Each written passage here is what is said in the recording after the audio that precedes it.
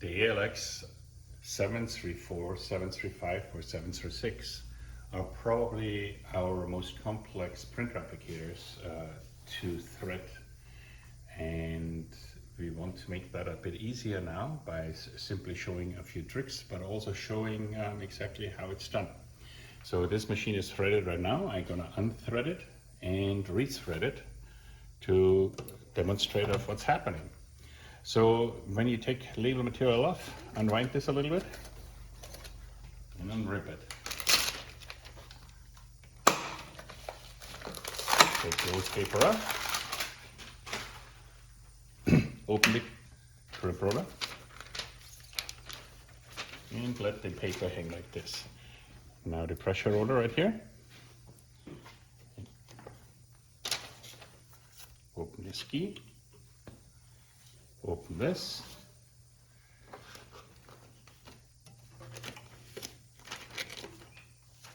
And yes, of course, I missed a step.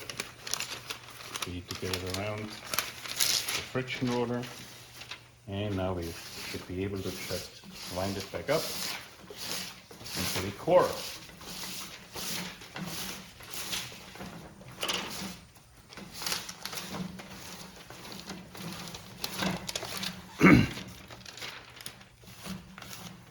Okay, so this is basically where you would start. You have now a new roll of labels that you're gonna put in. And of course we have underneath the machine, we have a threading diagram of how to do that. But this threading diagram could be misleading, could be not quite legible. So therefore, let's just go through of how we do this. This is the dance arm, which basically breaks the label rail. Go around this. And now there's a roller here that is not 100% necessary. You can go around this roller just like so, but if you thread it like this, that's okay too. Nothing wrong with that.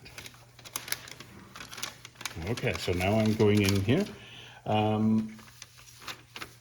I tore that off just like that.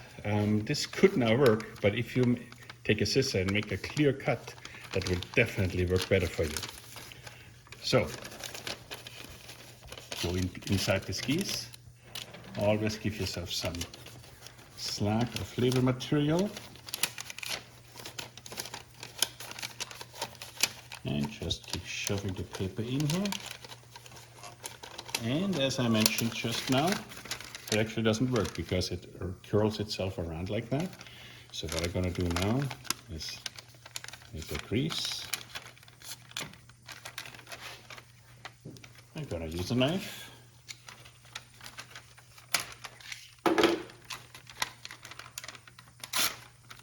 Make a clear cut here.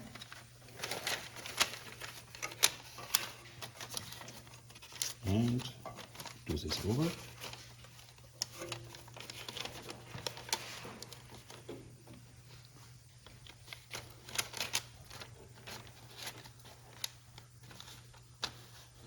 Okay, the paper comes out in the front. We go around the first roller here. We go up to the LDU compression arm. Dispense edge. Take the sensor out of the way. Lift your machine up so the dispense edge is off the conveyor belt. Makes it, of course, much easier to get it around.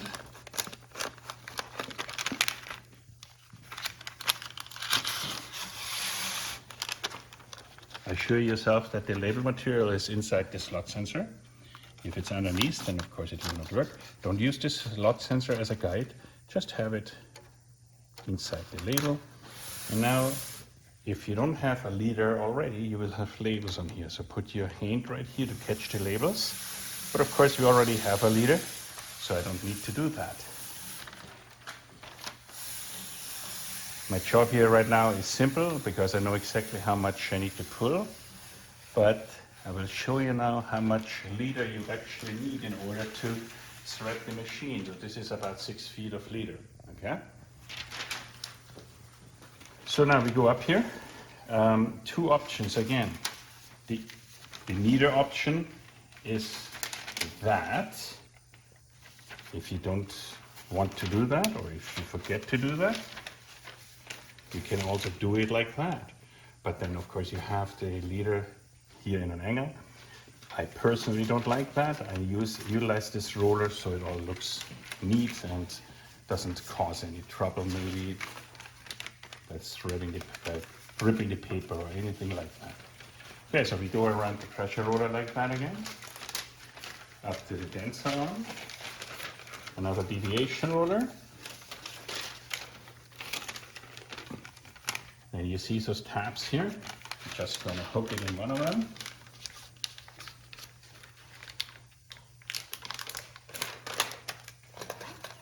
When the machine is off, you can spin this. When the machine is on, please do not. Okay, so we have all this good now. We close the crimper roller and we close the label reel. Now, important, make sure that the label material now is inside that ski here, because the material end sensor is right inside there. In order to keep it there, use the first ski, push it up against it. It will actually seat itself. If there's tension behind it, it will seat itself in it, which is not right now, but we can come back to that because eventually it will have tension in here sufficient so you can seat that properly inside. Now we make sure we close this crimp roller, close the lid.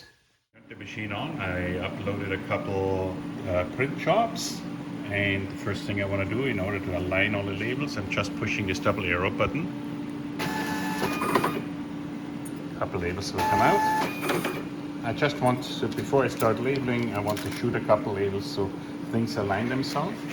Now when I open this cover, I can actually now take the ski and push it up against the labels so it doesn't come out from the material end sensor on the other side. So now we are basically ready to label. We push feed button, and every time I push this double arrow button, a label will come out. The machine is of course encoded with the conveyor, so even if I put my hand now underneath the sensor, nothing will come out until I start the conveyor. Want to also quickly touch base on ribbon savings. As you can see right now, the print between labels is that there's so much room of unprinted area on the label. But if you look on the ribbon, it's much more condensed. Now we call that ribbon economy. You can turn that on and off. Let me quickly show you where to do this. We go into the force key, program key, and we scroll down to system parameters. Number 2 is always confirm. And now we go to ribbon auto economy. Right now it's on. If I turn this off, whoops. If I turn this off now, let's see what happens. One line.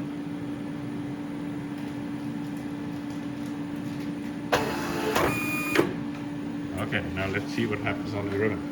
Now you can see the exact length of the label is now also transposed on the ribbon. So you're using as much ribbon as the label is long.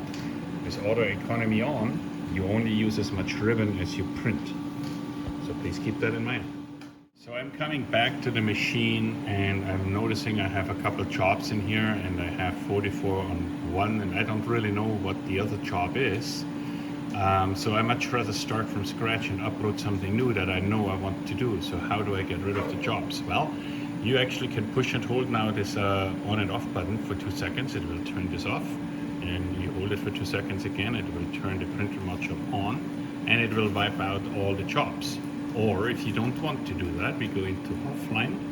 We push the program key and we scroll down to special functions. And now I can delete a job. Or I can delete the spooler. The spooler means I delete every job that's in here. Delete the job means the job that I was just running is being deleted. So let's just do this one right now, clearing. So now I'm going back online and now I see I have only one job with rest count 50. However, I may not want this job either, so I can go back into special functions again and either delete this job or delete the spooler. If there is 10 jobs in here, deleting the spooler will get rid of all the jobs. Deleting job will only get rid of this one job that is the latest job. Okay, so now let's say I want to delete this job. Well, let's just get rid of the job for starters. Okay, so now I'm in online mode and I have no jobs. I actually can't label. If I'm in the online mode, I can't label.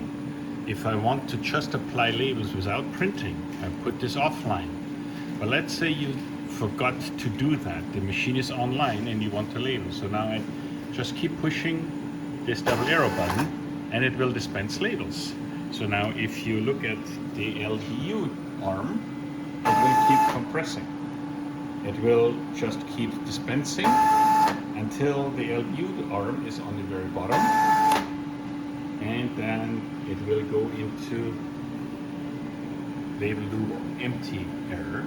Now in order to clear that, we actually have to look in here. Oh look, this is compressed because I'm in online mode. So let's go offline and just push feed. Now we can see how the LDU goes back up again. And now we're basically good to go. And now we can go back here to label loop empty and just push offline. So now if I keep this offline now and this is offline, I can push this. It will not print, but it will dispense. So now I'm in dispense mode only.